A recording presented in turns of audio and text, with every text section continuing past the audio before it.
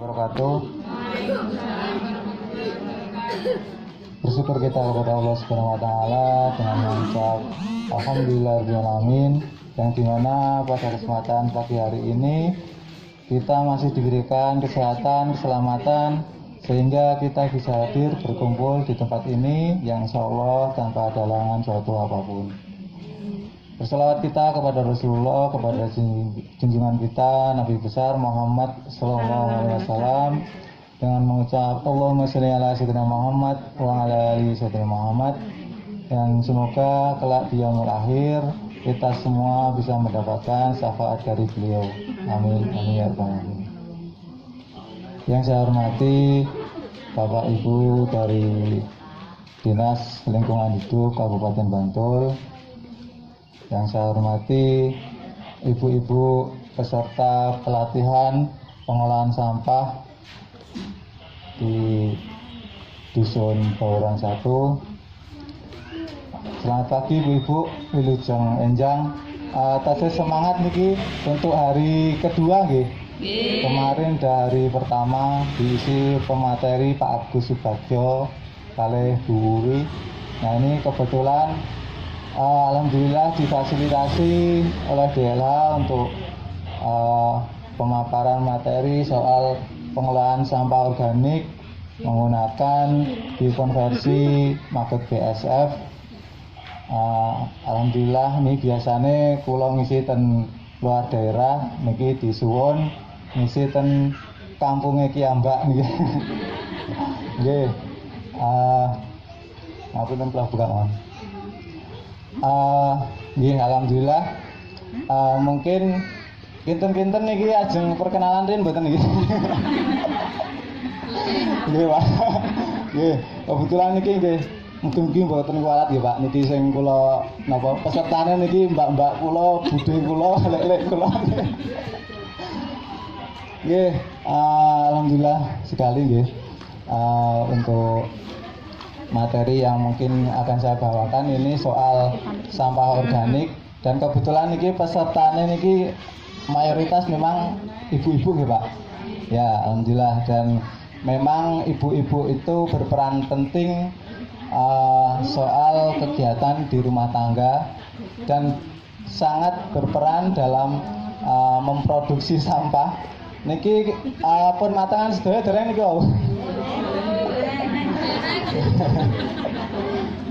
Nggih, kinten-kinten niki sampai hari ini pagi niki pun dikapake niki. Oh. Nggih niki wow. Ya alhamdulillah. Sebenarnya Pak di sini itu sebagian memang udah ada yang mengelola sampah, Pak. Baik itu sampah organik maupun sampah non organik. Dan ini memang ibu-ibu di sekitar sini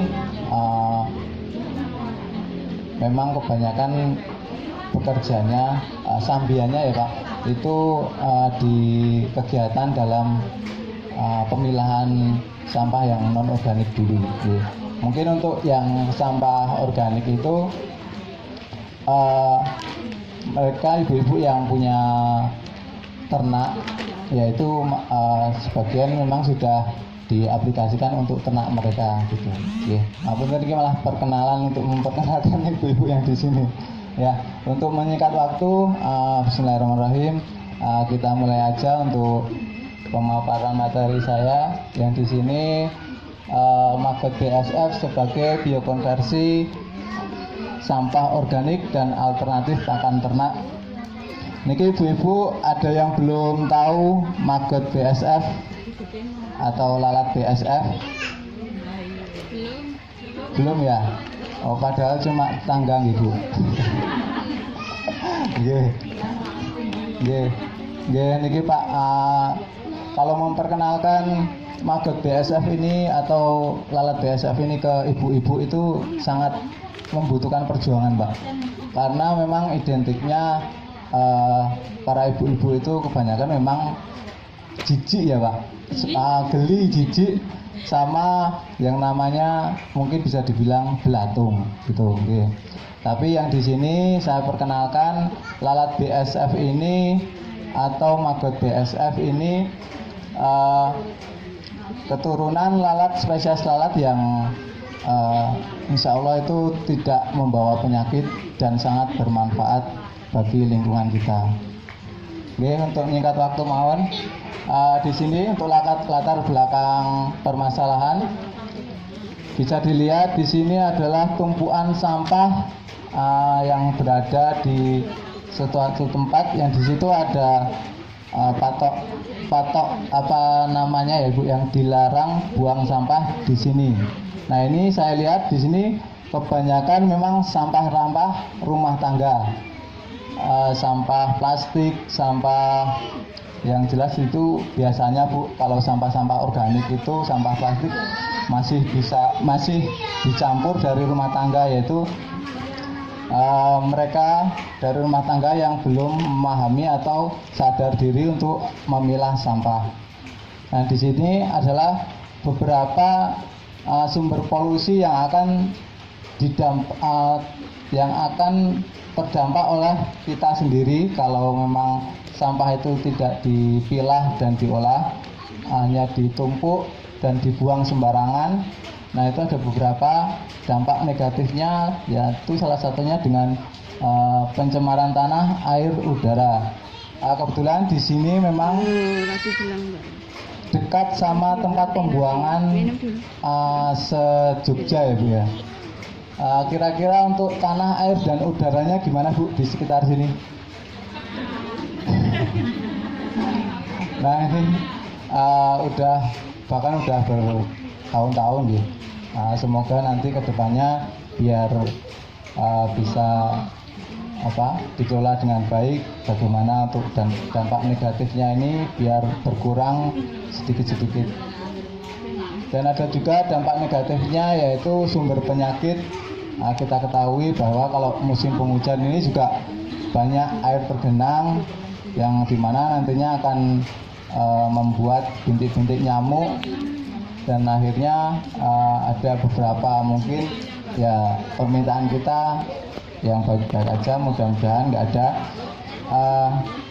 Contoh semisal sakit demam berdarah, mungkin udah ada kejadian Bu untuk demam berdarah di wilayah sini. Tapi nggak parah ya, masih bisa sehat gitu nggih.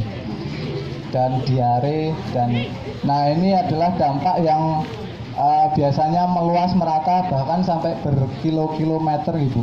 Ini adalah dampak bau. Menurut panjenengan selama ini gimana keadaannya selama hidup di tepian tempat pembuangan akhir sampah ini? Apakah bau itu sangat terdampak bagi kelangsungan hidup panjenengan sekeluarga nih Bu? Atau mungkin bahkan udah peka atau wis biasa kulino jadinya nggak diperhatikan. Nah, mungkin ada beberapa dampak-dampak lain yang mungkin dari hasil penumpukan sampah yang memang nggak dikelola dengan baik. Nah, di sini kita akan menambahkan materi soal cara pengelolaan sampah yang baik dan benar dan termanajemen. Saya diamanai di sini untuk khususnya sampah organik Bu. Pengelolaan untuk sampah organik bisa beberapa metode. Salah satunya memang nanti yang saya akan bawakan itu soal maggot BSF atau lalat BSF. Yang di sini ada pengelolaan sampah organik dengan dua metode. Yang pertama dengan kompos, dan biasanya kompos itu prosesnya lebih lama daripada dengan biokonversi biokonversi maggot BSF. Ini untuk sampah yang dikomposkan biasanya butuh proses 1 sampai 3 bulan. Dan ini untuk sampah organiknya. Mungkin ada ibu-ibu yang pernah membuat kompos? Pernah ya? Mungkin pernah ada pelatihan sebelumnya ya Bu ya. Dan di sini untuk maggot BSF itu hanya butuh proses kurang lebih 21 hari untuk proses mulai dari telur BSF, yang 3 sampai 4 hari. Untuk maggot mudanya bisa dipanen sekitar 12 hari, dan maggot dewasa itu bisa dipanen 18 sampai 21 hari. Dan untuk langsungannya menjadi prepupa, pupa, dan ada juga nanti untuk akhir produknya itu yaitu tasgot atau bisa menjadi pupuk organik padat. Dan nanti untuk keturunan lalat BSF ini atau maggot BSF ini bisa dibuat jadi maggot kering dan pelet maggot untuk pakan alternatif ikan dan unggas, begitu. Lanjut, Pak.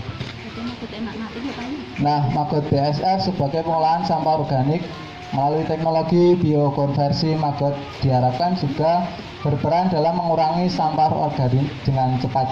Memang nggak butuh lama ya Bu, karena maggot ini kerjanya cuma makan dan makan, nggak pernah berhenti makan. Selagi itu masih ada sumber makanan. Nah, sumber makanannya itu adalah sampah organik tersebut. Yang kedua, jadi sekitar 1 kilo maggot BSF itu mampu mengurangi kurang lebih 20 kilo sampah organik dalam kurun waktu 2-3 minggu. Jadi nggak butuh sampai berbulan-bulan gitu. Dan di sini juga untuk skala mungkin lebih ke skala industri, nanti yang otomatis akan menciptakan lapangan kerja baru. Next, Pak. Nah, ini untuk perkenalan Bu yang belum tahu apa itu BSF. Ya, BSF itu adalah Black Soldier Fly, itu bahasa Inggrisnya. Bahasa Latinnya Hermetia illusion, dan bahasa Indonesianya memang lalat tentara hitam. Kalau sepintas di sini jenengan lihatnya itu lalat atau tawon Bu? Tawon gitu. Padahal ini spesies lalat yang memang beda sama lalat rumahan atau lalat biasa yang kita temui di rumah-rumah seperti ini. Nah, lalat dewasa ini ukurannya kurang lebih 16 mm, dominasi warna hitam, refleks metalik mulai biru hingga hijau di dada, warna ujung perut kemerah-merahan. Dan untuk kepalanya agak melebar dan antena panjang 2 kali dari panjang kepalanya, warna kaki hitam dengan tarsi keputihan. Tarsi itu kayak patah-patahan ini, ada hitam, ada putih, ada hitam gitu. Jadi itu yang namanya tarsi. Sayap membran waktu istirahat akan dilipat secara horizontal, dan perut dan tumpang tindih begitu. Jadi waktu nanti nggak aktif, biasanya lalat BSF ini aktif kalau ada cahaya. Jadi kalau mendung-mendung seperti ini nggak maksudnya tidak aktif, dalam arti sering hinggap daripada terbang-terbang gitu Bu. Nah, apa itu maggot? Yang di sini maggot itu ya sama aja, ya seperti belatung, memang bentuknya hampir-hampir mirip. Di sini saya memaparkan ada beberapa perbedaan dari maggot BSF sama belatung yang dari lalat hijau atau lalat hitam konvensional yang umum pada rumah-rumah. Di sini untuk bentuk bentuk tubuhnya, maggot itu bentuk tubuhnya lebih pipih daripada yang lalat hijau ya Bu. Kalau lalat hijau itu agak lonjong mulus, nggak ada serat-seratnya. Kalau yang BSF itu ada sekat-sekatnya di tubuhnya itu, jadi nggak mulus kayak seperti lalat belatung lalat hijau gitu. Jadi maggot BSF ini beda dengan belatung dari lalat hijau ataupun lalat hitam. Dan ukuran maggot BSF ini lebih panjang dan besar daripada belatung lalat hijau atau lalat rumahan. Mungkin udah sepintas kelihatan ya Bu perbedaannya itu antara belatung dari lalat BSF dan belatung dari lalat hijau atau lalat hitam rumahan. Nah, di sini kenapa maggot BSF? Ya, karena memang untuk salah satu solusi sampah organik yang mungkin bisa dibilang kalau menurut penilaian saya pribadi itu adalah solusi yang tercepat untuk pengolahan sampah organik, karena memang nggak membutuhkan waktu yang berhari-hari atau sampai berbulan-bulan, karena memang maggot ini kerjanya hanya makan dan makan gitu. Nah, ini salah satu video maggot. Ya, pun jijik dulu ya.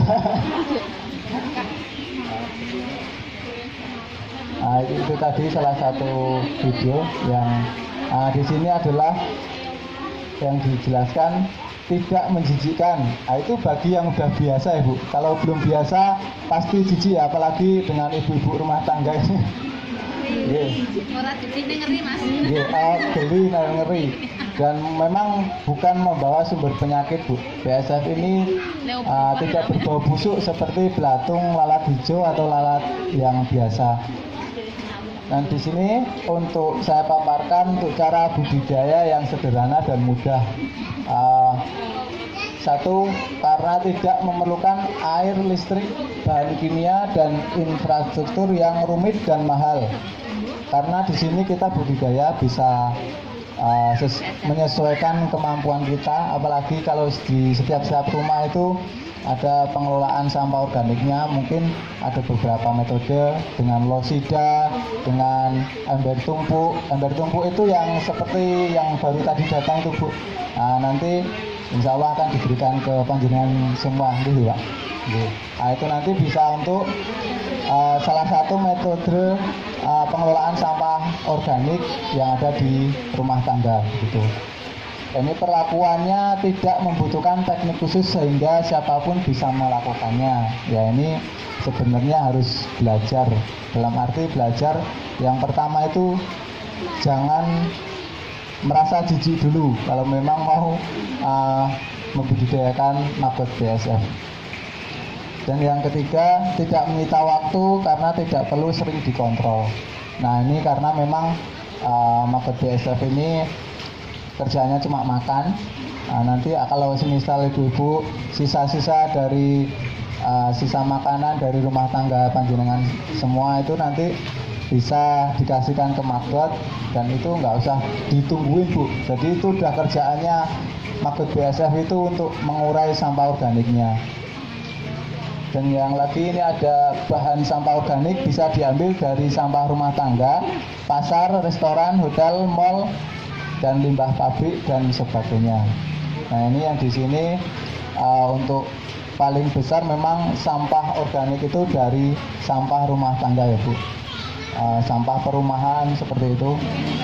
Dan jenis sampah yang dapat berupa sampah sayuran dan buah, sisa makanan atau sisa-sisa olahan dapur. Nah Bu, memang kalau sampah organik ini ada beberapa, mungkin di tempat panjenengan ada yang punya ayam atau punya peliharaan lain, ikan atau apa gitu, mungkin sisa-sisa sampah organiknya bisa langsung diaplikasikan ke ternak panjenengan semua ya. Jadi kalau tidak memiliki itu ya belajar untuk budidaya maggot ini biar memang sampahnya nggak dibuang sembarangan seperti itu. Dan jenis sampah yang terakhir, bahkan bahan bisa dari kotoran hewan atau kotoran ternak.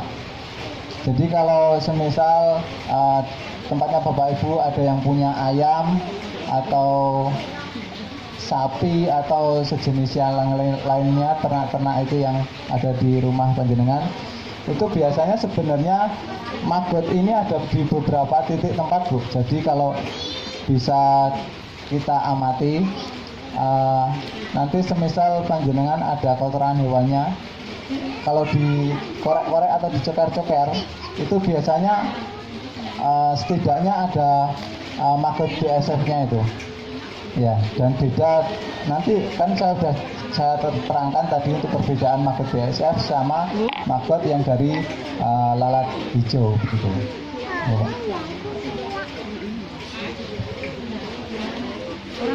Nah, ini adalah satu kegiatan untuk media pakan maggot. Jenis bahan organik sebagai pakan maggot BASF itu ada beberapa kriteria, yaitu limbah restoran berupa sisa makanan, semisal makanan nasi sisa, terus buah-buahan seperti itu. Limbah pasar berupa sayuran dan buah itu biasanya memang kebanyakan dari pasar itu buah dan sayur loh Bu. Kalau sisa-sisa makanan itu masih jarang. Ada juga ampas kelapa dan ampas tahu. Nah, ini juga bisa buat pakan maggot BASF. Dan yang terakhir adalah kohe atau kotoran hewan. Nah, ini kalau nggak punya sampah organik bisa dikasih makan dengan kotoran hewan. Jadi Bapak Ibu kalau merasa bau dengan kotoran ternaknya atau ayam atau sapi, itu kotorannya semua itu bisa dikasih makan ke maggot Bu. Mas Pak. Dan selanjutnya untuk pemberian limbah pasar sebagai makanan, mungkin agak kurang kelihatan ya. Di sini ada biopon. Biopon itu adalah tempat untuk budidaya maggot BASF. Jadi kayak seperti kolam tapi dia nggak terlalu tinggi Bu. Kemungkinan untuk rata-rata ketinggian itu kurang lebih 20 cm. Itu udah maggotnya nggak kemana-mana, asal di situ ada sumber makanan. Nah, ini adalah beberapa limbah pasar yang sudah dijadikan bubur atau digiling. Nanti akan dikasihkan langsung ke maggotnya. Nah, ini adalah salah satu contoh pemberian kohe sebagai makanan. Ini di peternakan puyuh Bu. Jadi peternakan puyuh itu biasanya kan sistemnya barter ya. Jadi rak-rak begitu. Nanti ini di paling bawahnya itu dibikin kolam buat budidaya maggot BASF. Jadi nanti kotoran-kotoran yang hasil dari puyuh tersebut nanti dikasihkan makan ke maggot BASF tersebut. Jadi keuntungannya di situ nanti maggotnya itu bisa dibuat makan lagi oleh puyuhnya tersebut. Jadi untuk makan tambahan ya, semisal nanti 80% pakan pabrikan atau pakan yang beli dari toko atau toko-toko pakan ternak itu, terus yang 20%-nya itu bisa dikasihkan makan maggot gitu. Jadi untuk penambahan makan, dan itu nanti keuntungannya bisa mengirit pakan juga, apalagi sekarang pakan juga mulai mahal ya, tiap hari kemungkinan makin naik harganya gitu.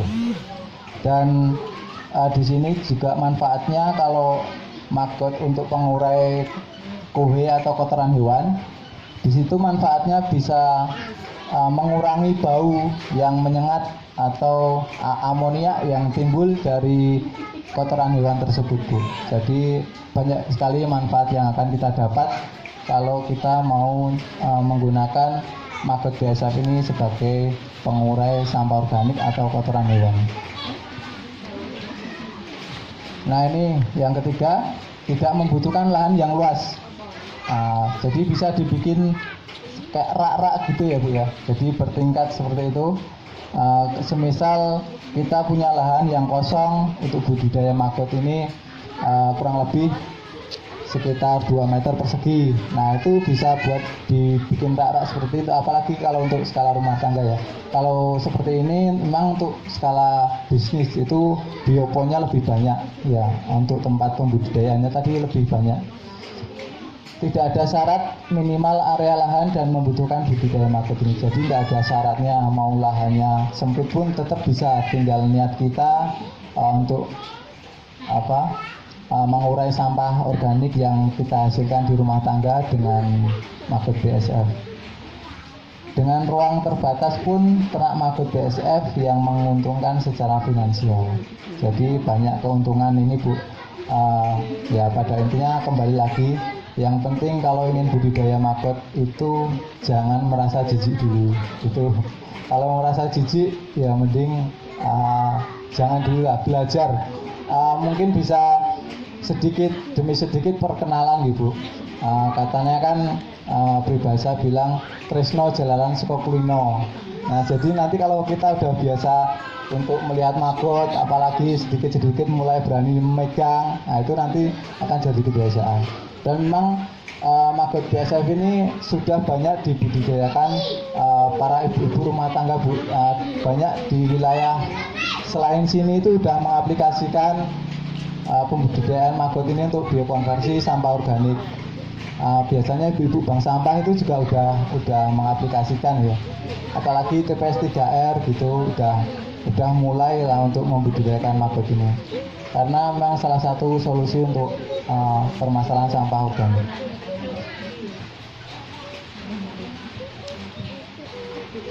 Nah, di sini ada videonya.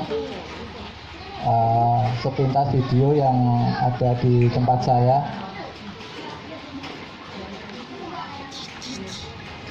Nah, ini beberapa biopon yang diisi dengan tebar padat ya. Jadi tebar padat itu di setiap biopon dengan ukuran 1 kali 1 meter atau 1 meter persegi itu efisiennya memang diisi 5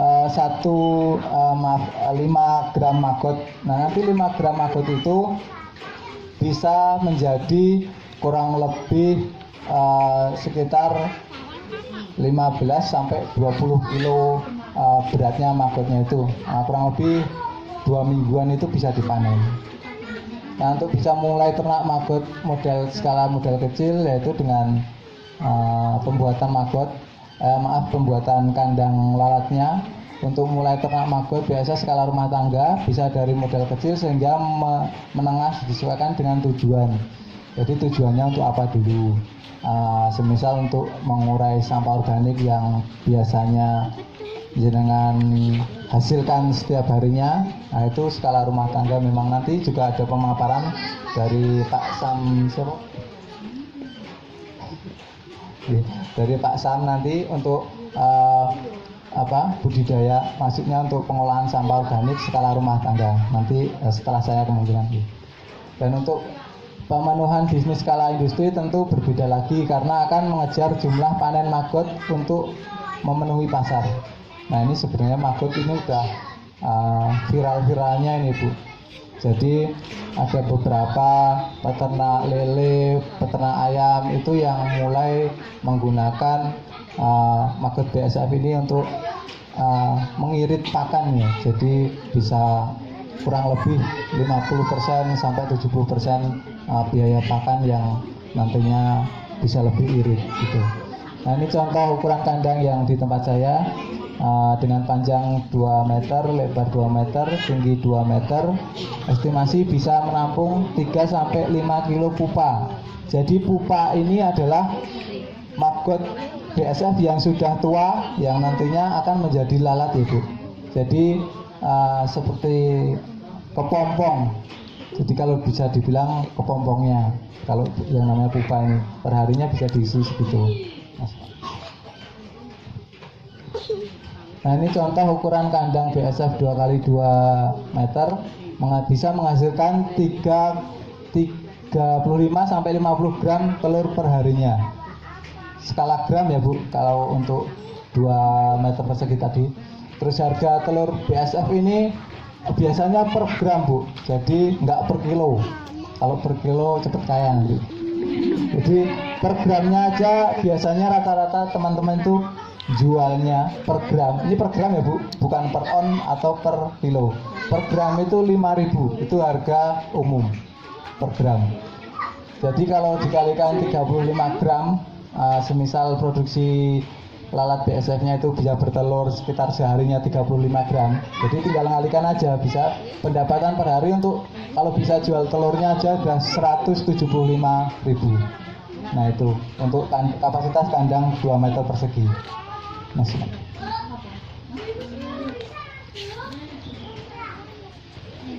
untuk yang kemudian, ini adalah salah satu pengaplikasian maggot BSF untuk pakan telur, pakan ayam petelur ya. Jadi di sini adalah dampak paling signifikan, yaitu mendongkrak nilai pendapatan budidaya akibat naik efisiennya produksi. Sebelum secara umum pembudidayaan itu nanti akan biasanya kalau para peternak ayam yang tidak mau menemukan atau mencari solusi untuk pakan alternatifnya untuk ternaknya, biasanya nggak bertahan lama, Bu. Jadi mungkin berapa bulan atau berapa tahun bangkrut karena biaya operasional pakan itu lebih tinggi daripada hasil produksi telurnya. Salah satu contoh itu di Gunung Kidul itu ada beberapa peternak ayam petelur. Nah itu ada beberapa yang udah gulung tikar atau bangkrut ya secara kasarnya. Itu karena memang biaya pakannya tinggi sekali dan harga telur itu malah lebih murah, anjlok, bisa dibilang murah ya. Jadi untuk penjualan telur nggak bisa mengcover untuk produksi, maksudnya untuk pakan ayam tersebut. Ini dibandingkan perbandingan harga pakan ya, Bu ya. Harga pakan pabrikan secara umumnya sekarang mulai dari 10.000 sampai 11.000 per kilonya. Itu untuk pakan pabrikan. Dan untuk pakan mandiri atau bisa dibilang juga pakan yang saya sebut tadi, pakan alternatif, yaitu dengan maggot BSF, itu per kilonya 5.000 sampai 7.000 itu harga umum untuk harga sekarang. Nah itu bisa ngirit dalam 10 kilo bahan baku diberikan sekitar 2 kilo maggot. Jika dihitung nilai ekonominya dengan penambahan maggot ini mendapat nilai tambah minimal 2.000 per kilo per pakannya, Bu. Jadi harga jual pakan 5.000 per kilo, biaya produksi pakan hanya butuh 3.000 per kilonya. Jadi sangat mengirit biaya pakan ya, Bu. Jadi mungkin keuntungannya bisa lebih dari yang biasanya gitu. Nah untuk yang keenam, maggot sebagai sumber protein hewan. Nah ini untuk maggot memang hasil rata-rata dari analisa dari beberapa jumlah peneliti ditemukan rata-rata nutrisi atau kandungan beberapa pihak dari lembaga yang mengeluarkan data dan observasi terkait mengenai kandungan nutrisi maggot, Bu. Jadi maggot ini lebih ke protein ya, Bu. Jadi kalau jenengan tahu kroto atau rang-rang itu yang muda-muda itu biasanya untuk pakan-pakan burung kicauan atau apa kayak gitu, proteinnya kalah sama maggot ini, Bu. Jadi lebih besar maggot daripada itu. Jadi ada beberapa analisa untuk hasil kandungan dari maggot tersebut memang banyak manfaatnya. Nah yang kemudian kelebihan maggot BSF sebagai pakan ya, Kementerian Kelautan dan Perikanan KKP mengembangkan maggot BSF sebagai pakan ternak yang bergizi tinggi.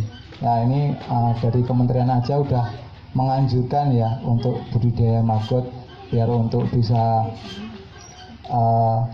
lebih irit lagi untuk produksi pakannya untuk unggas atau ikannya. Dan maggot BSF dengan kandungan nutrisinya mempercepat pertumbuhan dan meningkatkan sistem imun ikan. Jadi kalau ibu mungkin belum pernah merasakan ya lele yang dikasih makan dengan maggot. Nah ini bisa dibilang